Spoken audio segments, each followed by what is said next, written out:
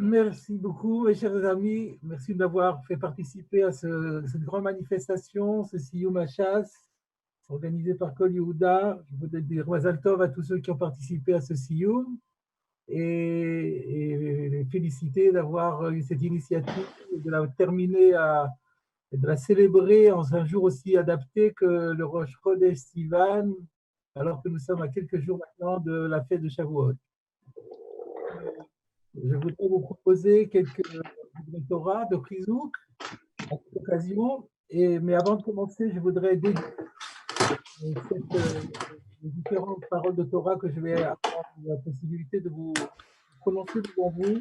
Je voudrais les dédier tout d'abord les Ilou Nishma de tous ceux qui ont péri dans cette terrible Magéfa, et notamment Rav Mesod Hamou, Zichrono Livracha, Monsieur André Mesod Teboul, Zichrono Livracha, nous avons tous les deux bien connus, le Rav Saadia Ben Eliyahu Ben Ayoun et Rachel Batram Shana. Et je voudrais rajouter également que nous souhaitons également que les paroles de Torah qui ont une si grande force permettent d'accélérer une guérison prompte et totale, une refoua shlema, à Rabbi Yachia Teboul, Shlita de Lyon, à Israël Ochana, à René Amos Makhlouf, Ben Zainat Rabelsi, et à tous les malades qui ont besoin encore de la Siyata Dishmaya. Que je vous le rapporte, une refoua shlema, Bekaro Mamash. Donc j'ai dit que on m'a proposé de dire des mots de Chizouk, je veux dire. Effectivement, dans la Gemara de Brachot, Aflamedbet, Amoudbet, une braïta enseigne que Arba'a Tzrichim Chizouk. Il y a 4 domaines où on a besoin particulièrement de Chizouk, d'être renforcé. C'est quoi ces 4 domaines? La Torah, c'est-à-dire l'étude de la Torah, Ma'asim Tovim, les bonnes actions, c'est-à-dire toutes les mitzvot, Tfila, la prière, Vederech Eretz, et le travail que l'on exerce pour obtenir sa subsistance. Et qu'est-ce que ça veut dire Chizouk? Rachid dit qu'il faut mobiliser toutes ses forces pour cela. Et pourquoi? Parce que l'homme a tendance à se laisser aller, même dans son travail, à quoi ça sert, de toute façon ça ne marche pas, etc., etc. La prière, pourquoi faire? Il faut se rappeler que sans Akadosh Baruch Hu, on n'est absolument rien. Il ne faut jamais perdre espoir en Akadosh Baruch Hu. Et de même pour les mitzvot et le Talmud Torah. Alors le Talmud Torah, justement, bien sûr, c'est normal qu'en conclusion d'un Siyum HaShas, qui a lieu le Rosh Chodesh Sivan il y a quelques jours de Shavuot, que l'on consacre essentiellement notre réflexion à l'étude de la Torah. L'étude de la Torah, il y a 2 catégories d'études, on pourrait dire. Il y a ceux qui ont la chance d'être Toratam ou Manutam, c'est-à-dire que leur occupation principale, durant toute la journée et durant toute la nuit, c'est l'étude de la Torah. Je pense à ceux qui étudient les Shivot ou à ceux qui étudient au Kollel et qui ont cette possibilité de consacrer leur journée entière, leur vie entière parfois, à l'étude de la Torah. Et puis, il y a ceux qui sont Kov'im Itim la Torah, qui consacrent des temps fixes à l'étude de la Torah. Il faut jamais oublier cette Gemara de Shabbat à Flammedalev qui dit que lorsque, au bout de 120 ans, on se présente devant Dieu, on nous pose un certain nombre de questions. Et la deuxième question qu'on nous pose, c'est Kavata itim la Torah. Est-ce que tu t'es fixé des temps pour l'étude de la Torah? Et Rachid dit, parce qu'effectivement, on ne peut pas toujours étudier en permanence. Rachid dit comme ça, le fichou tsarich litasek bederech eretz. Il a besoin de consacrer du temps à l'occupation professionnelle. Sheimen derech eretz en Torah. Parce que, comme disent les Pirkei Avot, si on ne travaille pas, on n'a pas non plus la possibilité de pouvoir étudier la Torah, parce qu'il faut bien assurer sa subsistance. Donc, c'est pour ça que Utzrach likboa itim la Torah davar katsuv.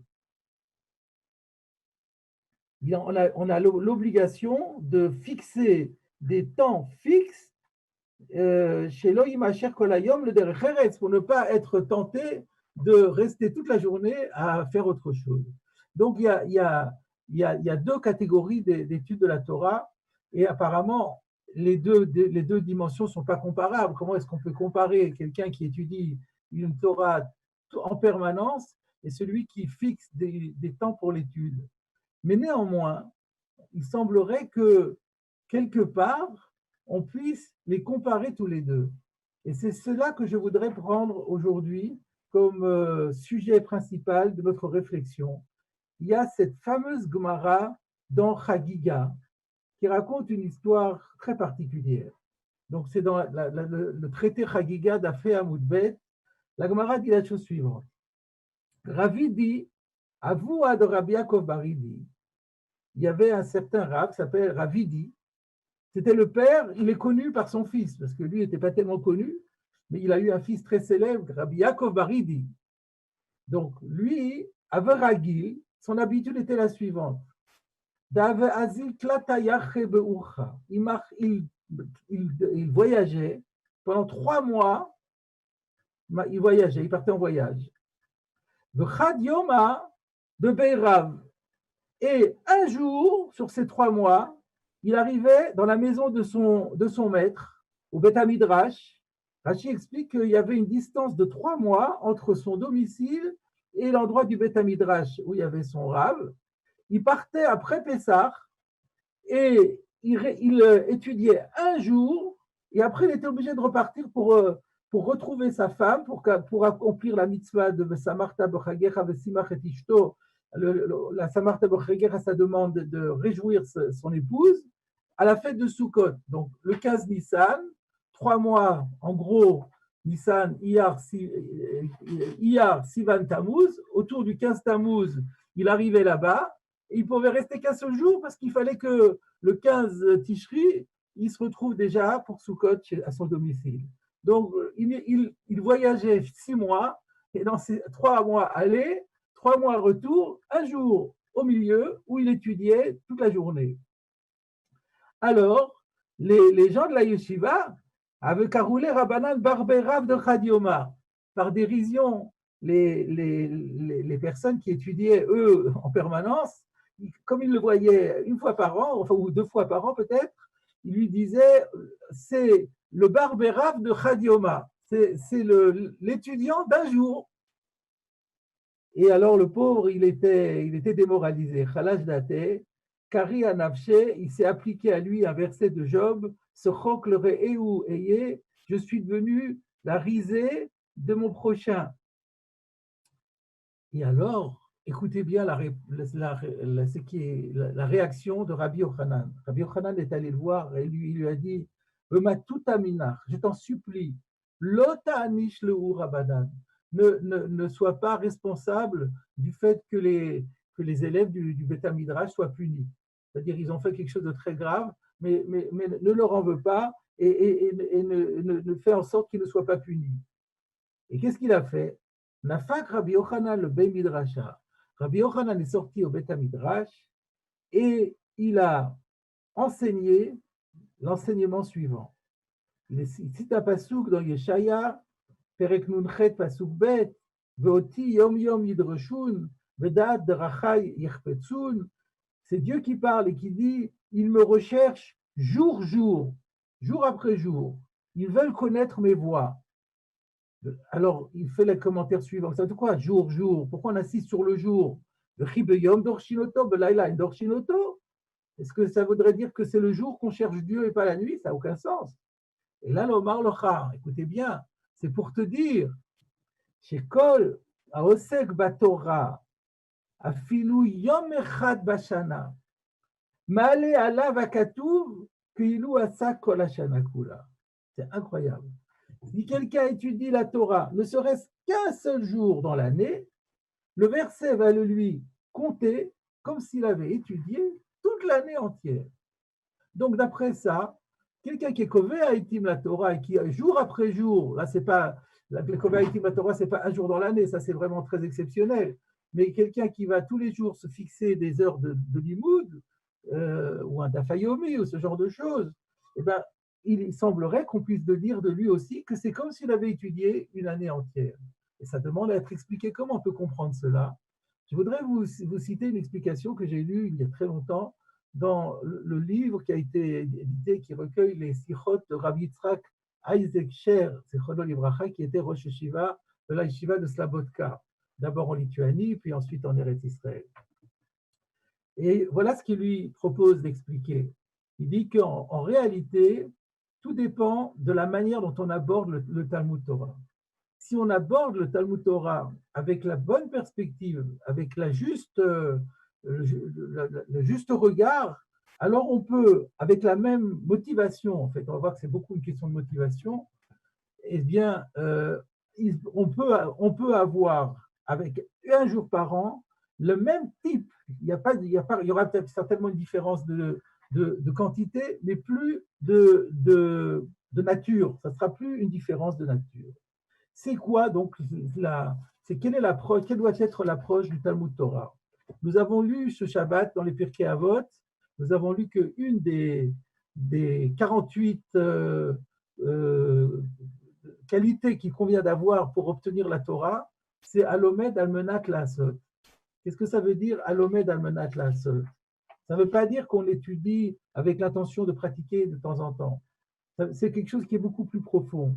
C'est l'idée de Almenat Lasot, c'est de dire qu'il faut comprendre que la fonction principale de la Torah, ce n'est pas simplement un enseignement théorique, mais c'est un mode de vie, c'est un art de vivre, c'est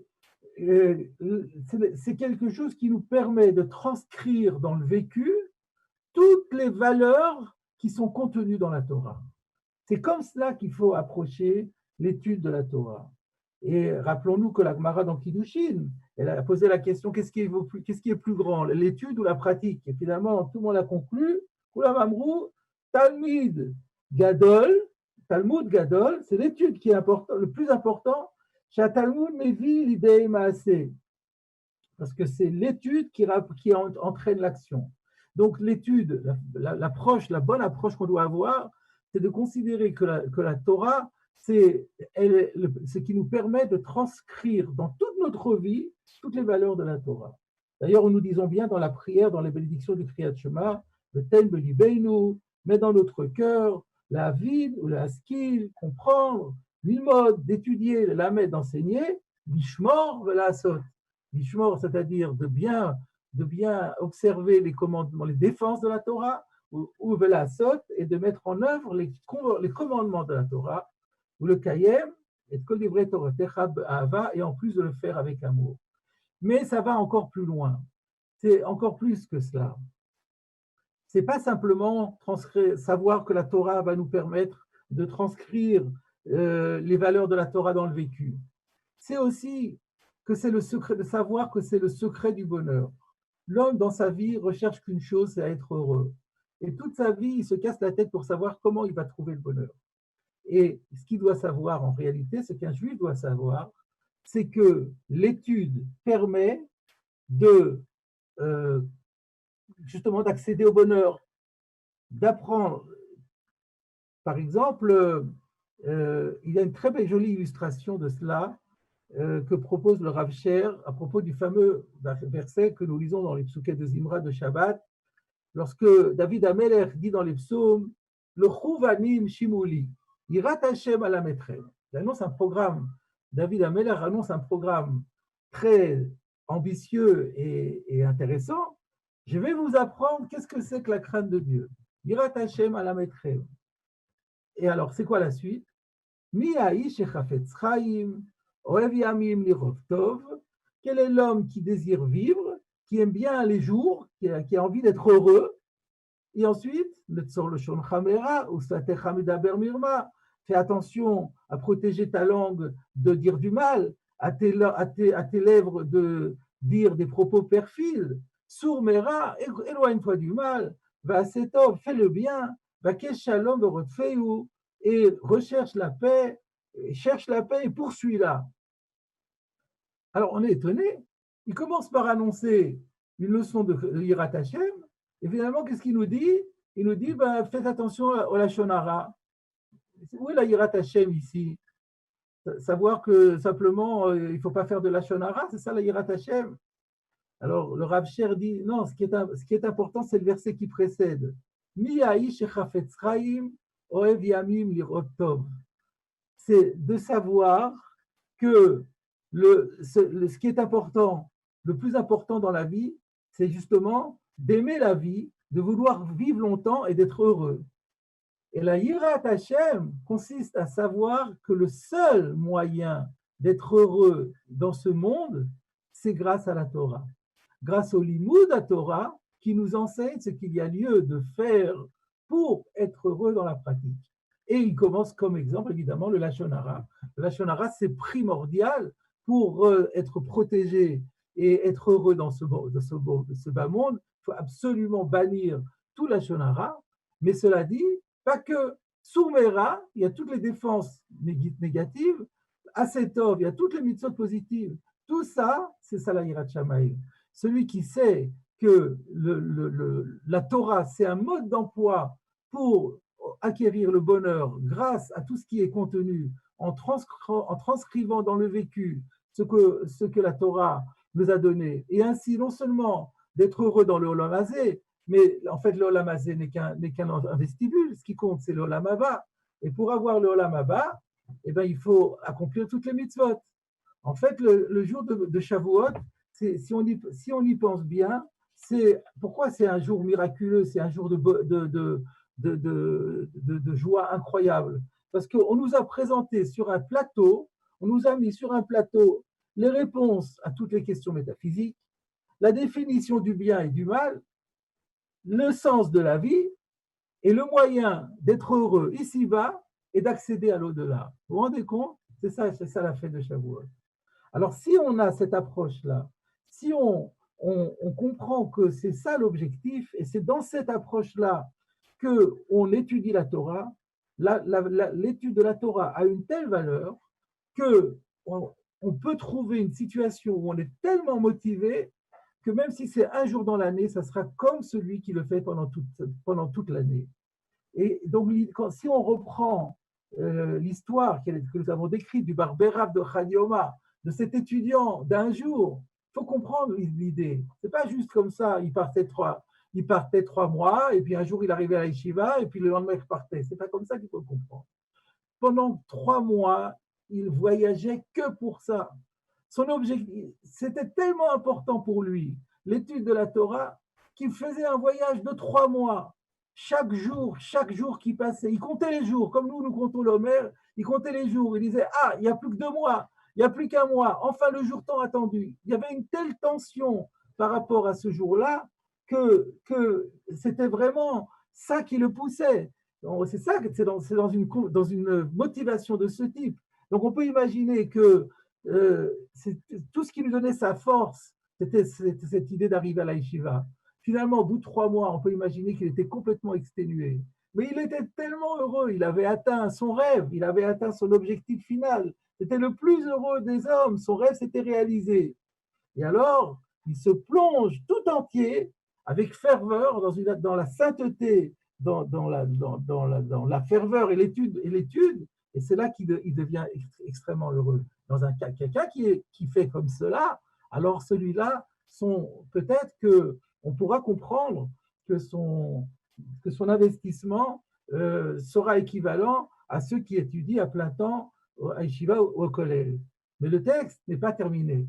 Parce qu'il faut voir, c'est la suite qui est fondamentale. Qu'est-ce qu'il fait? Il étudie un jour et il repart avec le même enthousiasme. Il repart pendant 3 mois de voyage à nouveau.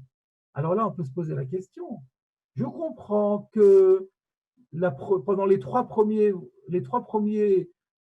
mois, où il est parti de chez lui, depuis Pessah, jusqu'au moment où il est arrivé à la yeshiva, je peux comprendre qu'il avait trouvé tellement de force et tellement de ressorts et tellement d'envie d'y aller parce qu'il était tendu vers cette étude qui pour lui était si importante. Mais maintenant, on peut poser la question sans ce contraire. Mais comment trouve-t-il le courage, au bout d'un seul petit jour, de repartir tranquillement? Et où trouve-t-il le courage de repartir avec autant de joie et autant de plaisir et autant de dynamisme, autant d'enthousiasme que celui qui l'avait poussé à venir à la yeshiva? comment expliquer autant d'enthousiasme de quitter la yeshiva que d'aller à la yeshiva? C'est toujours le Rav Sher que je vous cite qui explique et qui dit, mais parce que, pourquoi est-ce qu'il rentre chez lui? Il rentre chez lui parce qu'il a une mitzvah à accomplir, la mitzvah de Vesimach et Ishto, pour la Simchat HaChag, s'il veut accomplir la mitzvah de Vesamarta Bechagecha dans les règles, il faut absolument qu'il arrive à Sukkot, à la maison. Et ça, c'est capital parce que c'est de cette façon qu'il va montrer quelle était pour lui l'importance du limoud. Que le limoud, ce n'était pas simplement une réflexion, quelque chose de purement théorique, quelque chose d'intellectuel qui procure un plaisir, une jouissance intellectuelle. Ce n'est pas ça du tout. C'était le limoud à Torah qu'il a fait, c'était pour ensuite le transcrire dans son vécu, comme nous l'avons dit. Et donc, c'est pour ça que finalement, c'est l'aboutissement de son limoud. C'est les 3 derniers mois de son parcours qui donnent rétroactivement à son jour d'études toute sa valeur. Voilà, mes chers amis, le chizouk que je voulais faire. Donc, c'est assez remarquable de voir que, aussi bien le Rashi dans Shabbat qui dit qu'on est obligé d'être Imen derech eretz en Torah, qu'on est obligé parfois de consacrer du temps à sa subsistance, qu'on a vu que la Gemara dans Brachot, elle dit qu'il faut chizouk aussi pour le derech eretz, qu'il ne faut pas se laisser aller, que si déjà on prend du temps pour travailler, il faut le faire le mieux possible parce qu'on a besoin de cette subsistance pour soi-même, puis aussi pour aider les autres, et que ça a autant besoin. Donc ceci est justifié. Mais à ce moment-là, pour que l'ensemble soit cohérent, il est capital qu'on ait également la kviotitiv, la Torah. Donc c'est ça, voilà mes chers amis, le message que je voulais vous donner en cette pratiquement en veille de Shavuot, c'est que la fête de Shavuot est une fête magnifique parce que nous célébrons un cadeau inestimable qui nous a été donné par Akadosh Baruch Hu. C'est le secret de notre bonheur. C'est ça qui nous permet d'être heureux ici-bas et qui nous permettra d'aller dans l'au-delà, également de bénéficier de l'au-delà. Il faut toujours avoir en tête que la Torah, c'est notre bien le plus précieux dans lequel on doit mobiliser toutes nos forces, quel que soit le temps qu'on y consacre, mais savoir que c'est quelque chose qu'on ne peut pas absolument pas négliger et que ça ne suffit pas d'étudier et qu'il faut aussi mettre autant de soins dans les maasim tovim qui suivent l'étude que dans l'étude elle-même. Arbaat trichim chizuk, la Torah, les maasim tovim, le derech eretz. Et bien entendu la tfila, parce qu'on n'y arrivera jamais si on n'a pas l'aide d'Akadosh Baruch Hu. Alors c'est pourquoi Arbaat trichim chizuk, il faut vraiment mobiliser nos forces dans les 4 directions, dans l'étude de la Torah, dans les mitzvot que nous pratiquons grâce à l'oxygène que nous a procuré la Torah et à la manière de les faire. La Torah qui nous a écrit, qui nous a enseigné la manière de faire les mitzvot et dans quel esprit il faut faire les mitzvot, la ferveur et la pureté, le désintéressement avec lequel il faut faire les mitzvot, le derech eretz qui est le moyen qui va nous permettre de réaliser tout ça, et la tfila pour toujours nous rappeler que nous sommes les serviteurs d'Akadosh Baruch Hu et que sans Akadosh Baruch Hu, nous ne sommes absolument rien.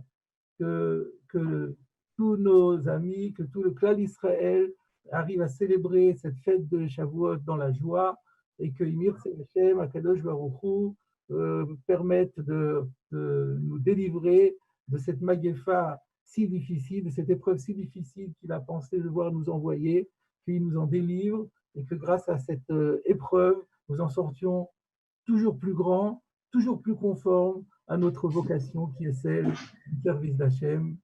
Amen.